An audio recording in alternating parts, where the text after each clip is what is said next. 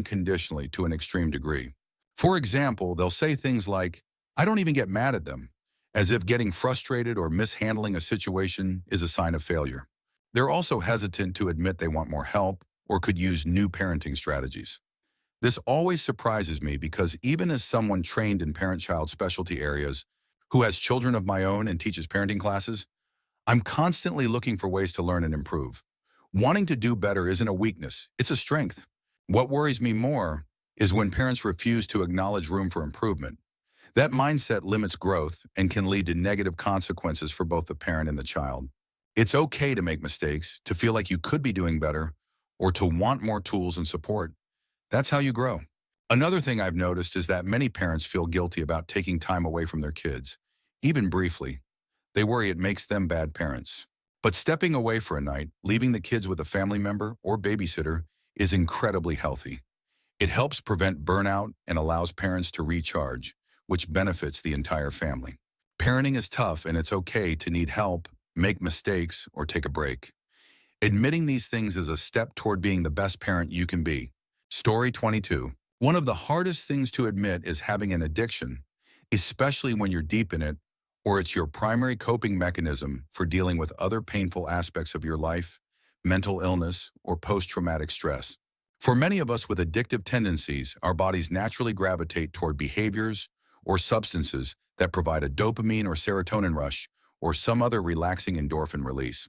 In my case, the hardest thing to confront was my binge eating disorder. Throughout the years I practiced these destructive behaviors, I convinced myself they were helpful. I rationalized overeating as a reward for having a bad day, or as a form of nutrition that would somehow make me a better person. I gave food far more power over me than it actually had, and this negative feedback loop consumed me. This struggle was deeply rooted in my upbringing. My mother had an eating disorder herself and would sometimes starve us as kids. Her behavior shaped my relationship with food and my body in profound ways. To make matters worse, I developed a genetic condition caused by maternal starvation during pregnancy. This condition makes it easy to gain weight and increases testosterone levels, which only exacerbated my mother's frustration and inability to control my weight through conventional means. For years, I sought help in the wrong places. Weight loss surgeons, counselors employed by their clinics, and other professionals failed to recognize my binge eating disorder as the core issue. It wasn't until I sought treatment at a dedicated eating disorder clinic, where a specialized doctor, nutritionist, and counselor worked together, that I began to heal. Addictions, especially ones seen as non-evil, like gaming, gambling, or food addictions, often serve as our final line of defense against unaddressed trauma or subconscious pain. These behaviors protect us from facing the bad things buried deep within us. For me, food became an easy, accessible way to soothe my emotions while also shielding me from external scrutiny. As I pursued a psychology degree in 2012, I learned more about how childhood, post-traumatic stress shapes brain chemistry and contributes to the development of addictive disorders. These addictions, including food-related ones, are often coping mechanisms for unmet needs or emptiness created by a parent's behavior. Food addiction in particular is one of the hardest to admit because food is so easily accessible and socially normalized. Disorders like anorexia and bulimia, though seemingly opposite, stem from the same root pathology, regardless of whether the person is fat, thin, or average. If you're struggling with food addiction or feel trapped by the pressure to control your weight, don't be afraid to talk about it. But I strongly encourage seeking out a specialized eating disorder therapist before pursuing extreme measures like weight loss surgery. With the right help, you can address not just the surface issue, but also the underlying pain driving the behavior, allowing you to reclaim your life and pursue the things you truly want. Story 23. I'm a clinical therapist in private practice, and this is a topic I've thought about deeply. I've even discussed it several times with my wife, who is a school psychologist. Conversations in our house are always interesting. As a therapist, I pay close attention to the questions I ask and how I respond. Words carry weight, not just meaning. They can influence how someone interprets or internalizes a conversation. This is especially important in therapy, where people often feel vulnerable. When I think about the kinds of topics people hesitate to disclose, it's not always just fear of judgment. Sometimes it's anxiety, shame, or the fear of making their experiences feel too real by saying them out loud. Denial and other psychological defense mechanisms often play a role here. People may feel they're not ready to process these experiences yet, and that's perfectly okay. Therapy is about meeting people where they are and building a foundation of trust and safety before diving into the harder topics. Common hesitations include a wide range of issues like sexual assault, both victims and perpetrators, abortion, religious guilt, and thoughts of harm, whether passive or active. People may hold back because they think their experiences are weird or worry that their therapist will think so. For the record, nothing is truly weird to a compassionate, professional therapist. Some clients also worry about being judged, treated differently, or even reported to the authorities. It's worth clarifying that HIPAA laws protect confidentiality, and only imminent harm to oneself or others can break that confidentiality, not past behaviors or crimes. One of the most powerful tools in therapy is normalization. Letting someone know through empathy and understanding that their feelings and reactions are not only valid but common helps create a safe space to explore those experiences further. Normalization doesn't minimize the impact of an event. It provides reassurance that they are not alone or irreparably different because of it. Every story is unique, yet in some way, every story is also common. This paradox of human experience is what can ultimately unite us. It reminds us that, while each person's journey is personal, no one's struggles are truly alien. Therapy works best when it fosters this sense of connection and understanding, showing that even the most difficult topics are okay to talk about and worthy of attention. Story 24. I'm not a therapist, but a client. I have emetophobia and ARFID, avoidant restrictive food intake disorder, because of it. For the longest time, I didn't even realize I had an eating disorder, because mine wasn't tied to body dysmorphia or concerns about weight. My fear was of nausea, throwing up, and anything related to that. I spent a lot of time being bounced around, confused about what was wrong with me. Anytime I'd mention my fear of vomiting, I'd get the same dismissive response. No one likes that. It made me feel so isolated, like my phobia was completely unique and utterly bizarre. When I was eventually hospitalized for my eating disorder, part of my discharge plan was to continue outpatient therapy. That's when I met my current therapist. I was absolutely terrified to tell her about my phobia because I was convinced it was so weird and unrelatable.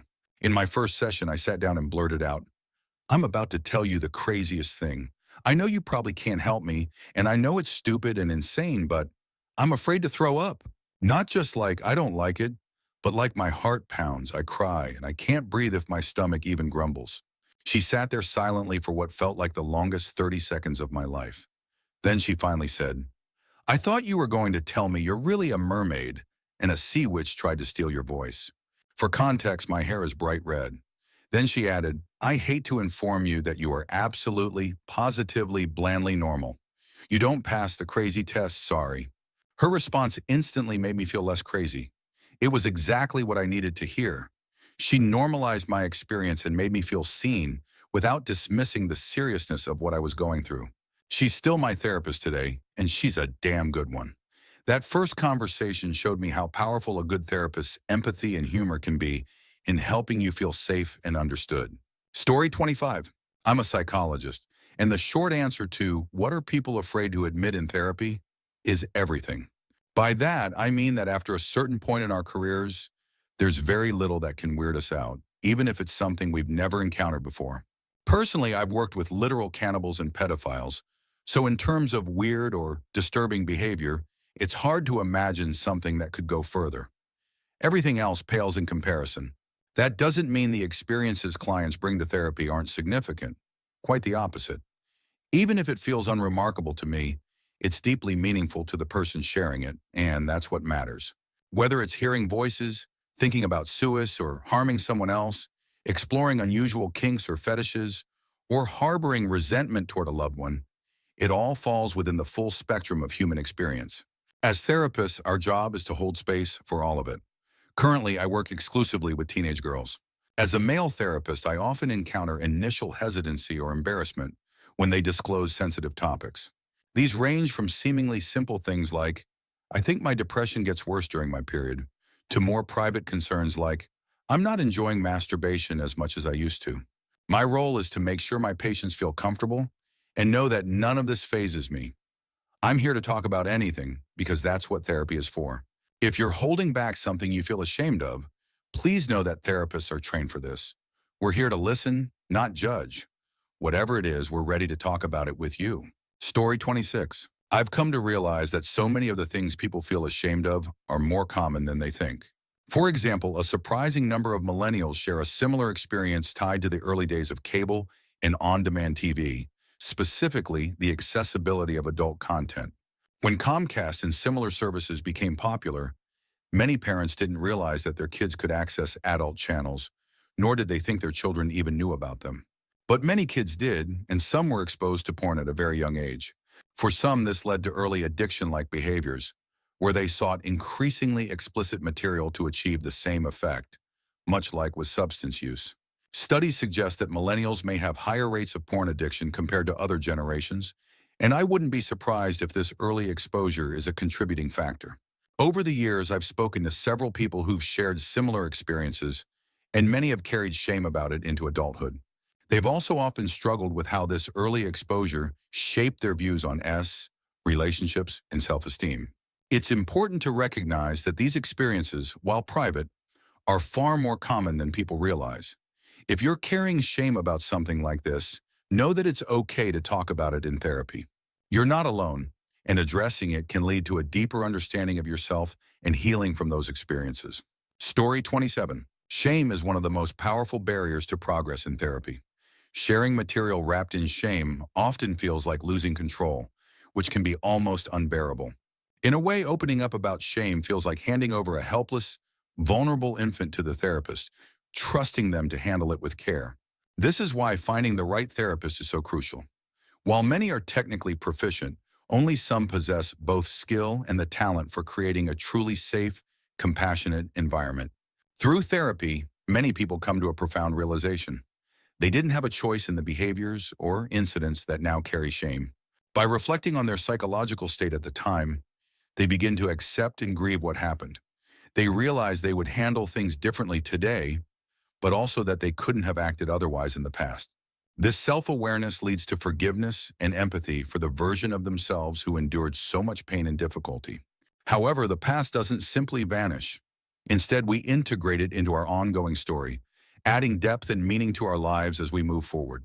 It's worth noting that this process of acceptance, while valuable for many struggles, may not fully apply to the context of sexual assault or other traumas discussed earlier. Each journey of healing is unique. Story 28. When I worked with caregivers of older Asian adults with dementia, one of the most common struggles they shared was the tension between feeling completely burned out from caregiving and the belief that they weren't doing enough. This worry about caregiving performance is a heavy burden, but it's rarely discussed. Cultural expectations, particularly the concept of filial piety, can make it even harder to talk about these struggles. Many caregivers worry they'll be seen as ungrateful or unloving if they admit they're overwhelmed. This fear often keeps them from seeking support, leaving them to shoulder the emotional and physical toll of caregiving alone. To anyone caring for a loved one with dementia, please know that your struggles are real and valid. Burnout is common because caregiving is incredibly difficult, no matter how much you love the person you're caring for. It's okay to acknowledge the challenges, and it's essential to find support, whether that's through a caregiver support group, therapy, or simply sharing your feelings with someone you trust. You're not alone in this journey. Seeking help isn't a sign of failure. It's a sign of strength and self-care, both of which are critical to continuing to care for your loved one. Story 29. Some of the responses in this thread don't sound like they're coming from therapists, so I'll try to provide as clear and honest an answer as possible. The first challenge in therapy is when a client clearly does not want to help themselves. As a therapist, I can guide you, offer an objective perspective, help you reframe your experiences, and provide tools to manage your thoughts and energy. But I can't do the work for you. I can't start or end relationships, make you take your medication, or force you to stop destructive habits or adopt beneficial ones. These are your decisions. Even when the consequences of your choices are clear to me, they are ultimately up to you. The second challenge arises when I am not the right therapist for a client. Therapy is a deeply personal process, and the fit between client and therapist matters. My communication style, values, and personality may not align with a client's needs. Sometimes I've struggled with a client who went on to thrive with another therapist. Other times, I've worked well with clients who were frustrated by previous therapists. It's important to acknowledge that no therapist is the perfect fit for everyone, and finding the right match can make all the difference. The final challenge is when a client's pathology requires intensive or medical intervention. Therapy can't replace inpatient care when it's needed, nor can therapists prescribe medication. Inpatient care is often in short supply, and many clients resist it, but there are situations where I have to advise clients to complete an inpatient program before continuing therapy with me. I want to emphasize this. The idea that a therapist said I was too messed up to be helped is often a misinterpretation. Sometimes clients hear this because it fits a narrative they've internalized, but it's not what therapists mean. When we recommend another therapist or treatment course, we're saying, I am not the best person to help you, not you cannot be helped. Think of it like this. Most mechanics can work on most cars, but if you have a rare or specialized vehicle, you'll likely get better results from a mechanic with expertise in that brand. Therapy works the same way. I can't help you is not the same as you can't be helped. There's always hope, even if the path requires adjustments along the way. Story 30. I once cleaned house bi-weekly for a wonderful woman, one of my former college literature professors, who was battling severe depression. She had been seeing a therapist regularly, but one day she told me her therapist had let her go. When I asked why, she said the therapist claimed she smelled like mold, which was disrupting their respiratory system and required a full day to recover from. Hearing this was devastating for her. Not once had I ever noticed a bad smell, mold or otherwise, in her home, car, or on her. I was a meticulous cleaner who left no corner untouched, even vacuuming inside air vents and cleaning out every drawer. There was no sign of mold anywhere. The therapist's remark clearly cut deep. She sank further into her depression and struggled for months before finding the courage to seek help from another therapist. The experience left her feeling more vulnerable and mistrustful of the mental health process, making it even harder to reach out again. To this day, I feel so angry when I think about it. That therapist's behavior was unprofessional and cruel, and it made an already difficult battle with depression even harder. It's been years, but I still wish I could confront them for how much they hurt her. Story 31. I had a therapist drop me at one of the worst moments in my life after seeing her for a year and a half. She was the director of a psychiatric ward at a local hospital and did therapy on the side, supposedly to make a more direct impact. However, it became clear that therapy wasn't something she was truly committed to. She would constantly interrupt me during sessions and admitted she couldn't relate to my struggles because of her happy childhood. She grew frustrated when lifelong trauma couldn't be resolved in a single session and outright refused to address some of my issues, claiming I wasn't going to get better. Ironically, those issues weren't even as serious as others we'd covered. It felt like therapy was more about making her feel good, like she was doing a fun, fulfilling side gig, than actually helping me. 2 months after she dropped me, I had a serious panic attack. I eventually found a new therapist who was a much better fit. In just 6 months with this therapist, I've made more progress than I did in the entire year and a half with the previous one. The experience taught me how crucial it is to find the right therapist. A mismatch can make things worse, while a therapist who truly listens and understands can make all the difference. I'm so much happier now, and I finally feel like I'm on the right path. Story 32. I was the patient in this situation, not the therapist. While in university, I used the school's therapy services, which were staffed by PhD students completing their training. Because of this, therapists often came and went, but eventually I found one I really connected with. For the first time, I began opening up more than I ever had before. After one session where I shared deeply personal and difficult topics, she listened intently and then said something that broke my heart. I'm sorry, but I'm not qualified to handle cases like this. In fact, none of the therapists here are. I'm going to refer you to an excellent therapist outside the school, but I can no longer offer you treatment. I was stunned. Apparently, certain topics require the expertise of licensed professionals, which I hadn't known. If I had, I might have kept quiet. Despite her kind referral, I never got the treatment I hoped for. I tried a few therapists after that, but never found the same connection. I still think about her and hope she finished her PhD program and is out there helping others. While I could likely still benefit from therapy, I've grown used to handling my problems on my own. But part of me knows that truly opening up to the right therapist could help in ways I can't fully achieve alone. Story 33. I'm not a therapist, but I volunteered at a mental health cafe staffed by qualified counselors. It was designed as a crisis support space to provide an alternative to hospitalization for people experiencing mental health emergencies. Ambulance services would bring people in crisis to the cafe instead of A&E. During my time there, I attended training sessions on suicide and self-harm and had meetings with mental health experts. What I learned in those meetings has stayed with me ever since. The experts told us quite plainly that many patients they encountered couldn't be saved. They urged us to abandon the idea that we could save anyone because that expectation would crush us emotionally. They explained that keeping a patient alive wasn't necessarily saving them. Often, the focus was on encouraging patients away from suicide to prevent the pain and trauma from being passed on to their families. In many cases, the hour of conversation we offered was more like giving them metaphorical oxygen. The truth they didn't sugarcoat was that only the patient could save themselves, and sometimes they were already too far under to reach out for help. That realization hit hard, especially because they were, without knowing, describing my own mental health struggles. I stopped volunteering shortly after that. It was too much to bear at the time. Thankfully, my mental health has improved since then, but it has been declining again recently. Reading this thread has reminded me how important it is to reach out for help. I never want to return to that dark headspace, and I know now that seeking support is the first step to staying out of it. Story 34. I'm a behavior therapist who works with special needs children, focusing on helping them overcome learning and behavioral challenges to improve their quality of life. In my experience, I've never met a child I couldn't help, but unfortunately, I've encountered situations where a child couldn't remain in services due to major issues with their parents or family environment. Some parents say they want to help their child, but are unwilling to make any changes to their routines or lifestyle to accommodate their child's unique needs. Recommendations for learning strategies or health interventions are often ignored.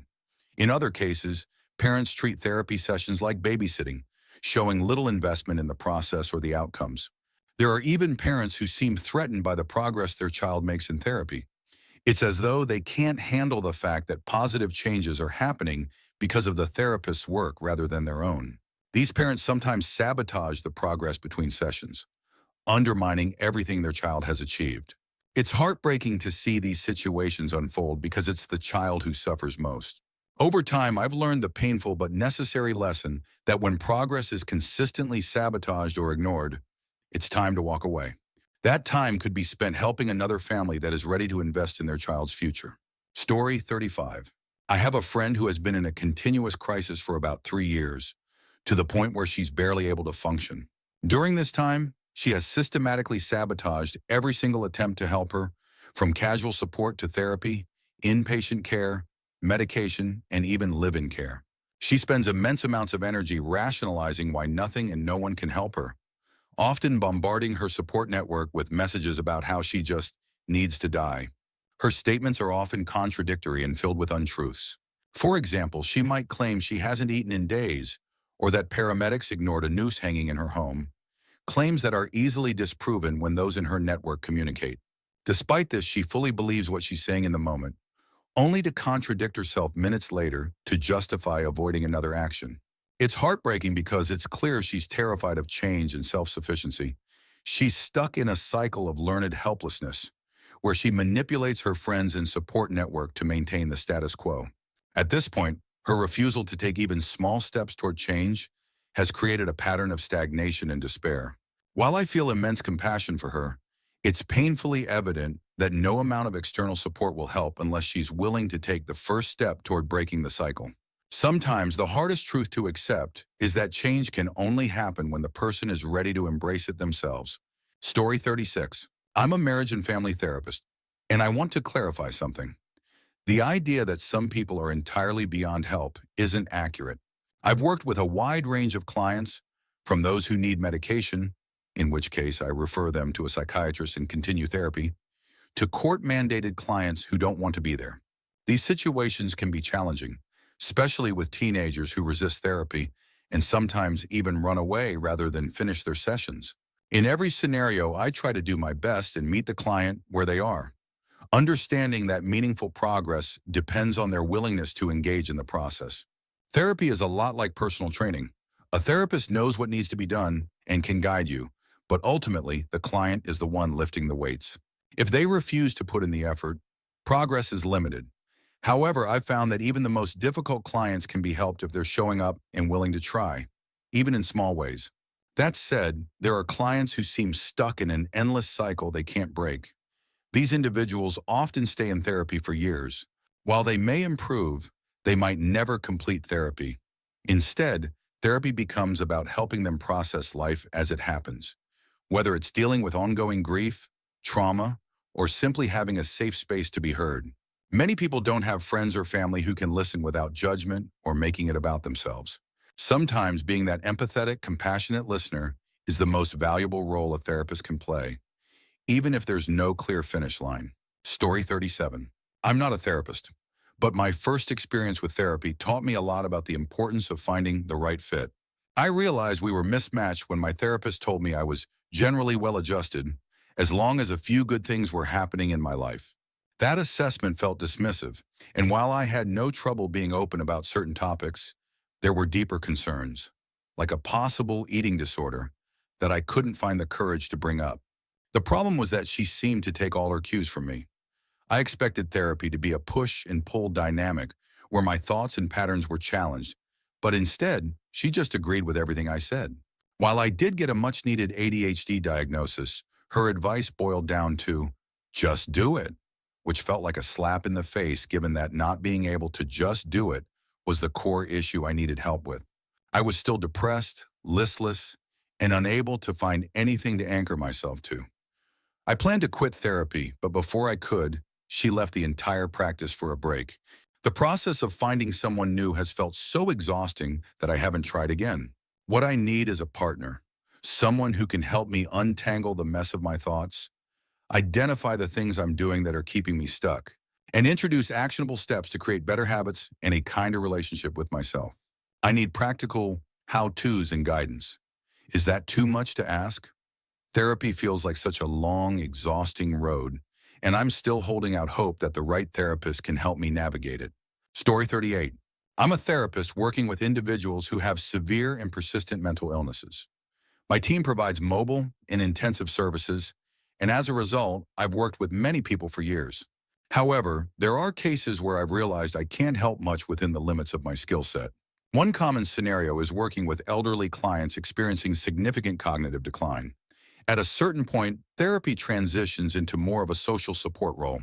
I'm there to provide some companionship and manage their cases, ensuring they get the appropriate services. Therapeutically, there's not much I can do to improve their situation. Eventually, they often move into a nursing home with a dementia unit, and I don't see them again. Another scenario is when someone is actively resistant to therapy. This often happens with court-mandated clients, individuals forced into therapy by legal guardians, or situations where payee services only communicate with clients through us. In these cases, I focus on building common ground, developing rapport, and meeting them where they are. I try to approach them with radical openness, but sometimes the grievances between us, or the circumstances surrounding their treatment, make meaningful progress nearly impossible.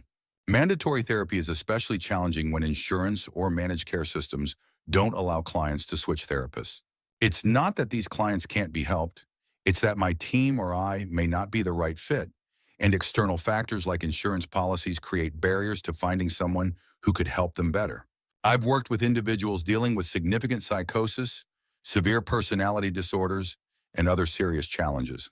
Yet I've never felt anyone was beyond all help. There's always potential for someone to benefit from the right person in the right environment.